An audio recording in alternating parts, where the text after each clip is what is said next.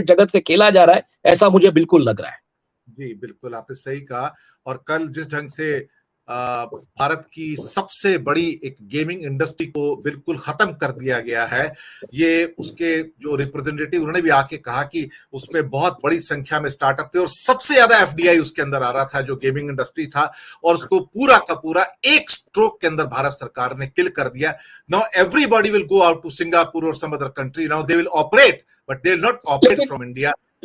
लेकिन मुझे इसमें लगता है इसमें भी बड़ी चाल है, क्योंकि देखिए ज्यादातर ये गेमिंग कंपनियां माल्टा और साइप्रस से ऑपरेट कर रही है, तो जो लोग स्टार्टअप यहाँ पे करके बैठे थे वो अगर ऐसे जगह पे चले जाएंगे टैक्स हेवंस में, तो पैसा किसका ये पता नहीं चलेगा और वहां से बड़ा खेला होगा।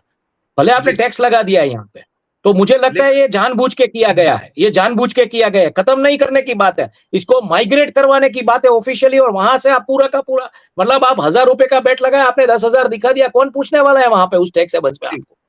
तो आप इन्फ्लेट करेंगे वो गैम्बलिंग इकोनॉमी को। और वैसे भी भारत का हिस्सा 0.7% है पूरे वर्ल्ड के गैम्बलिंग टर्नओवर मार्केट में, अगर आज की तारीख में देखेंगे तो इतना बड़ा हिस्सा नहीं। इसलिए अभी अगर आज आप माइग्रेट हो जाते हैं तो बड़ा खेला वहां से खेल सकते हो, वहां से फिर अगेन वही शेल कंपनीज पैसा, वैसी कॉर्पोरेट कंपनीज में पैसा आएगा, वो खेला बड़ा हो सकता है वहां से। तो ये मुझे नहीं लगता है खत्म किया गया है, जानबूझ के किया गया है ताकि दूसरे लोगों के स्टेक लगेंगे और ये टैक्स हेवन से अभी ऑपरेट होंगे। जी बिल्कुल, हम इसके ऊपर एक पूरा विस्तार से प्रोग्राम करेंगे और ये बहुत गंभीर विषय है और मैंने इसको स्टडी कर लिया है। अनिल सिन्हा जी, जो हालात देश में है इस समय, अगर कोई घोटालेबाज या भ्रष्टाचारी या दुराचारी है, भाजपा में उसका स्वागत है।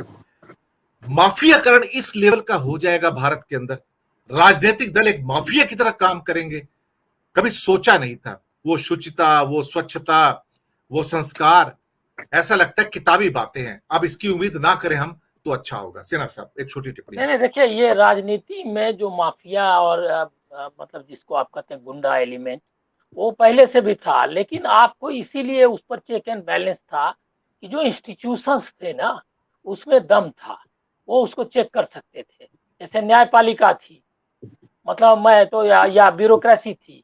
बम्बई में उसका मकान, दाऊद के ये का रिश्तेदार का मकान गिराने के लिए खैरनार जो है यहाँ म्युनिसिपल कॉर्पोरेशन में थे, उन्होंने गिराया और वो ने मतलब रोक नहीं पाया, और उनके लोग थे ब्यूरोक्रेसी में, पुलिस में, लेकिन कोई नहीं रोक पाया उस शख्स को।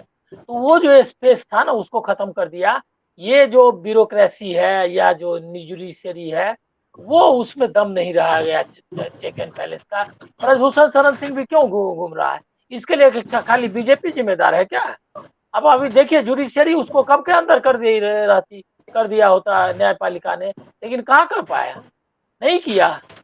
और इस तरह के मतलब लेम ये क्या कहते हैं मिले जजमेंट्स आए, जो जजमेंट से लंगड़े जजमेंट जिसका कि कोई अर्थ नहीं है।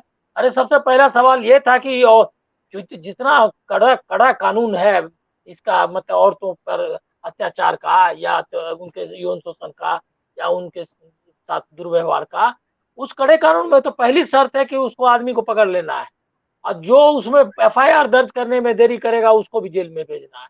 ये तो वर्मा कमेटी की रिपोर्ट के बाद जो कानून बना, निर्भया कानून, उसका हिस्सा है। लेकिन कोई कानून कुछ चल ही नहीं रहा है। तो हम मुझको, और मीडिया है तो देख लीजिए, अभी एक सीरीज है, कोई बता रहा है या भूल गया सब, चिन्मय आनंद, उन्हीं का वो जो क्या कहते हैं था बीजेपी का सांसद, उनका मंत्री वो जो सेंगर, कुलदीप सेंगर, तो सारे लोग तो उनके ऐसे रहे जेल में, लेकिन किसी का ना जेल भी गए, बहुत लेट से गए।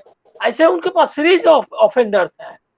और सबसे बड़ा तो है कि प्रज्ञा ठाकुर के मामले में आपने देखा कि किस तरह उन्होंने कहा कि मेरे दिल मैं कभी माफ नहीं कर पाऊंगा, और उसको टिकट दे दिया। तो ये तो बीजेपी ने एक चीज है क्या कि ये यूट्यूब वगैरह में या जो आप लोग जैसे चैनल हैं वो इस मुद्दे को उठा रहे हैं, तो लोगों का कम से कम ये हो रहा है, एडुकेशन हो रहा है, उनको पता भी चल रहा है कि क्या चल रहा है। अदरवाइज तो है ही नहीं। तो मुझको लग रहा है क्या कि लेकिन इसको टिका नहीं पाएगी, क्योंकि जो भारतीय संस्कृति है या जो सभ्यता है, और कम से कम गांधी जी ने उसको जिस लेवल पे पहुंचा दिया, उसके बाद से आपको एक लेवल जो है, जो लोगों को नैतिकता का लेवल क्या हो सकता है मिनिमम, वो लोगों को पता है। इसीलिए लोगों को अंदाज तुरंत डिफ्रेंशिएट कर सकता है कि ये और उसमें क्या फर्क है। जी, एक आखिरी टिप्पणी के लिए अधीर रोल जी आपके